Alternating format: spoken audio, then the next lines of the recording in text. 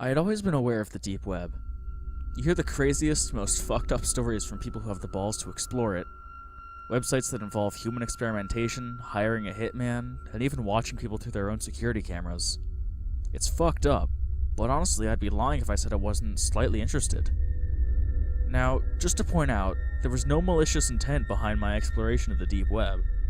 I was just curious to see if it was really as bad as people said it was. The first thing I stumbled upon was a website extremely centered around death, which gave me a really uneasy feeling, so I didn't hang around that webpage very long. It takes quite a bit to freak me out, so it's safe to say I was a little surprised that I couldn't even stomach the first website I clicked on. But hey, it's not supposed to be all unicorns and rainbows, right? Next, I clicked on a website that was dedicated to watching people through their security cameras. Most of the screens showed empty living rooms and patios. Some of them showed oddly filled rooms, like rooms that were packed with stuffed animals, and another that was eerily decorated with fucking Christmas lights and fake Santa Claus statues. Another screen showed a young woman doing yoga. That one had a lot of views. I didn't watch that one very long. Something inside me felt ill and just wrong. Like what I was doing was sickening.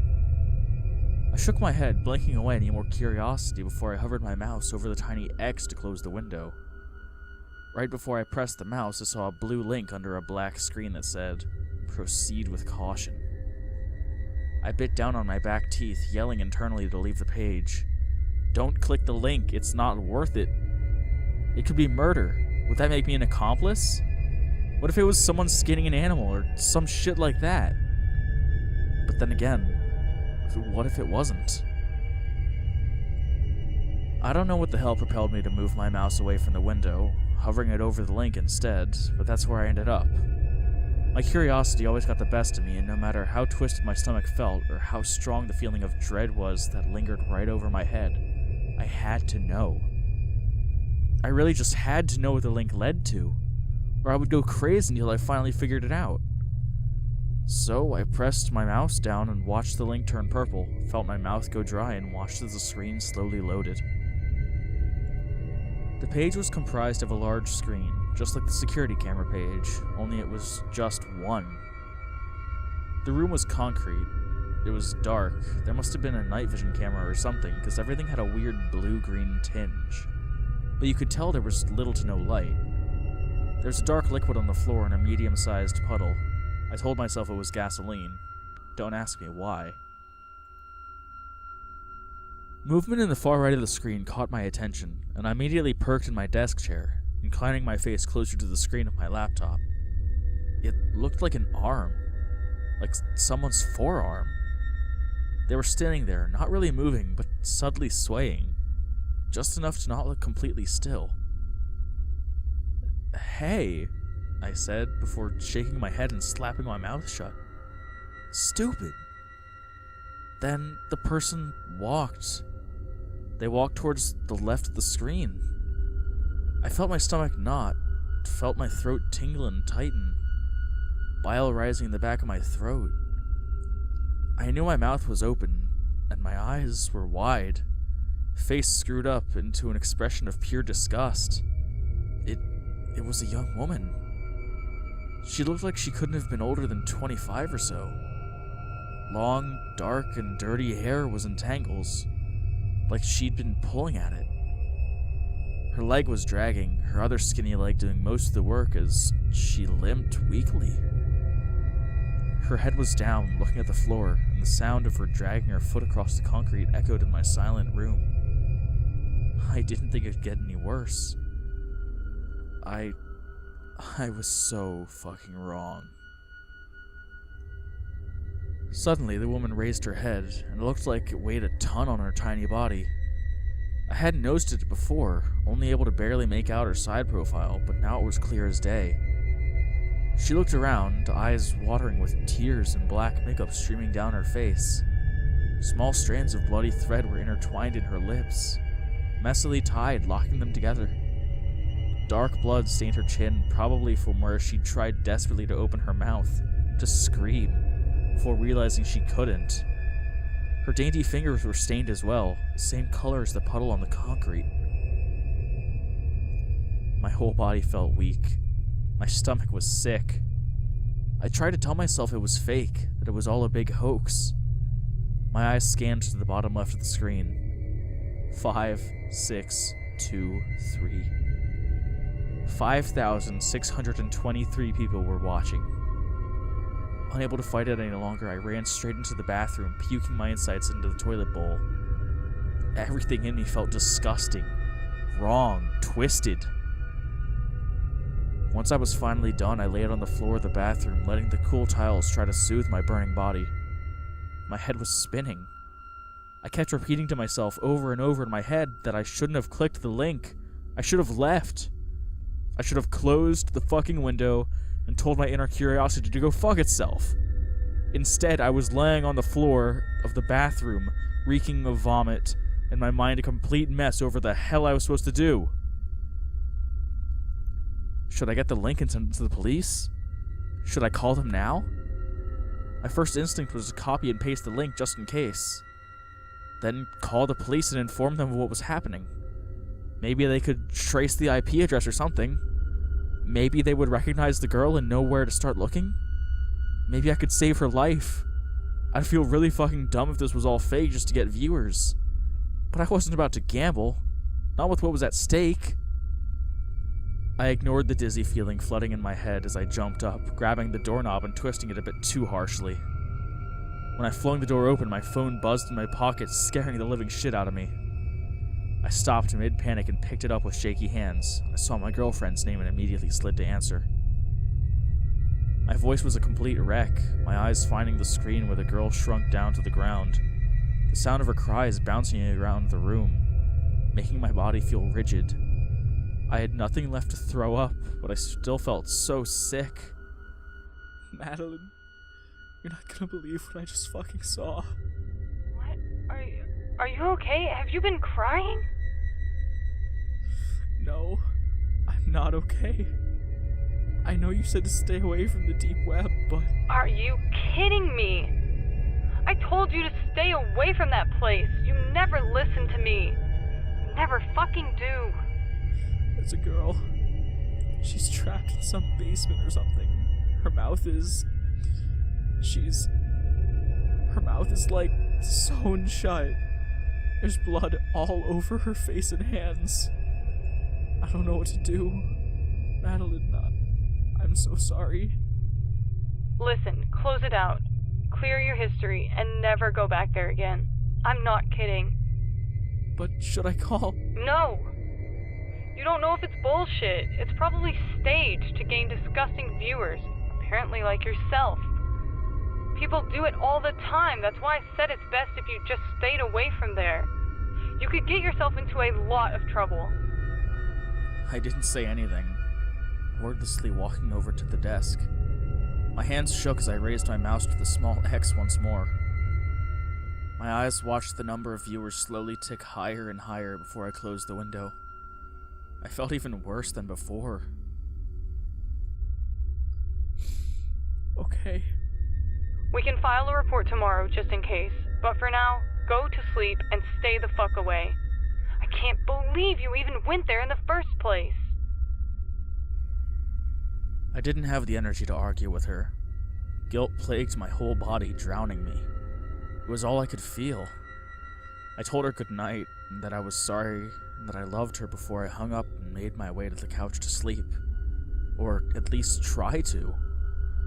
I didn't feel right even being in my own bedroom, or being anywhere near my computer. Not while that girl was still trapped, unable to scream for help, unable to talk at all. I know it could be fake, but was that really a risk I was willing to take? I looked up some Google searches over what was fake on the deep web and read multiple stories about staged webcam videos, which made me feel a little bit better. It didn't make the sick, guilty feeling go away, though.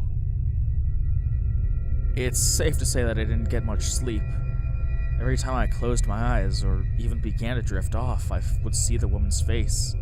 The thread laced in her lips, the blood staining her mouth, her fingers, the floor. I continued to grow more and more anxious and uneasy, deciding that maybe getting out of the house, heading over to the local CVS, and picking up some melatonin might help. I threw my blanket off, slid on my shoes, and grabbed my keys and wallet from the nightstand. The cool air felt amazing, and did wonders to calm the whirlwind of thoughts in my head. I went to check the time, realizing I'd left my phone at home. Not a huge deal. The store was only a few minutes away from my house. I ended up buying some melatonin and a stronger sleeping pill just in case those didn't work. I also got a pack of bottled water to help rehydrate after I vomited up all the contents in my stomach earlier. By the time I got home, I felt much, much better, which lasted all of about 3 seconds before I noticed that my front door was wide open. Now, I may have been in a state of shock and panic, but I never, ever leave my front door open or even unlocked. My heart immediately began to race. I got out of my car, closing the door quietly and unlocking my trunk, grabbing the crowbar that I keep in there. "Who's there?" I yelled into the house, waiting for any noise. "Who is in there?" My own voice was shaking and weak. I was met with complete silence. Keeping the crowbar up and ready to strike, I walked to the couch and felt for my phone. As soon as I found it, I hit the emergency button and waited until I got a hold of 911 operator, letting her know that I think my house was just broken into. She told me police would be on their way. After checking around the house for anything odd, I decided to give my girlfriend a call, letting her know what had happened. The phone rang and rang some more. After getting her voicemail, I hung up, knowing she'd probably be asleep for the night. I waited about 20 minutes or so for the police to show up and walked around with them like a scared puppy as they checked every room. They ended up just having me fill out a report, telling me they'll keep patrol cars in the area just in case anyone else gets hit. As they were leaving, I checked to see if Madeline had called back yet, but there wasn't any missed calls. However, I did notice several outgoing calls to her cell phone. Outgoing call to Madeline, 3:12 a.m. Outgoing call to Madeline, 3:14 a.m. Outgoing call to Madeline, 3:17 a.m. Outgoing call to Madeline, 3:20 a.m.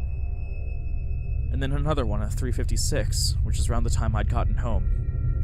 My mind went into an automatic panic, knowing for a fact that I did not make those calls.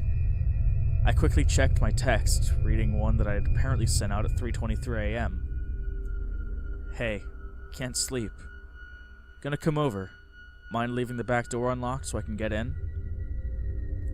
I did not send that text message. My stomach dropped. My heart thudded loudly in my chest, and I noticed her reply directly underneath. Sorry, I was sleeping. Thanks for waking me up, by the way. Did you lose your key again? It's unlocked. Don't be too late. Without a second thought, I jumped up, running to lock all the doors and windows in my house, keeping the crowbar tight in my hand as I ran to my car. I drove as fast as my little Civic would allow all the way to her house, ignoring any stoplights. It only took me 3 minutes to get there, but I still knew it would be too late. I made my way to her back door, feeling every cell in my body burn when I saw it was wide open. My face was hot, my hands were shaking, but I stepped in, crowbar raised like a bat, ready to swing. I tried to keep my emotions at bay as I looked around her dark house. "Madeline? Are you okay?" Nothing. Silence. "Madeline?" A small scream came from her bedroom just up the stairs. My legs jerked to a run as I flew up the stairs, slamming her door open. I looked at her empty bed, her empty room. Confused, I heard the scream again, only this time I heard it was coming through her computer monitor. I felt numb as I looked at the screen, noticing the same website I saw earlier. Only instead of one woman, I saw two. The first was lying on the floor, not moving, in that puddle of dark liquid. I recognized the second girl, just as I had recognized her voice. My heart shattered as I saw her face. Streaked in blood, the same threading was sewn into her eyelids, locking them shut. Her scream hit my bones, surrounded my body. It was all I could hear. Her face was twisted in pure terror. I cried pathetically as her voice began to go out, continuing to grow weaker and rasped. I locked my jaw, picking up my cell and dialing 911 for the second time. Only this time it barely rang out once before the deep, gravelly voice of another man answered. You should not have called. Chills shot down my body and I heard the phone thud as it hit the carpeted floor. My breath hitched in my throat as I bent to pick it up, hanging up the call and racing down the stairs. How did he do that? How did he redirect my call away from the police? I felt my heart race as I darted out of her back door in a frenzy as I sprinted to the closest house. I pounded on the door, screaming at the top of my lungs until the neighbor opened it. Her face was tired, confused, and scared. She let me in and I explained through frantic tears what happened. I'm typing this on my phone to post as we both try to get a hold of the cops, but neither of our calls are going through and neither is her landline. I think someone is messing with our cellular signal and they may have cut her line, but we're going to keep trying.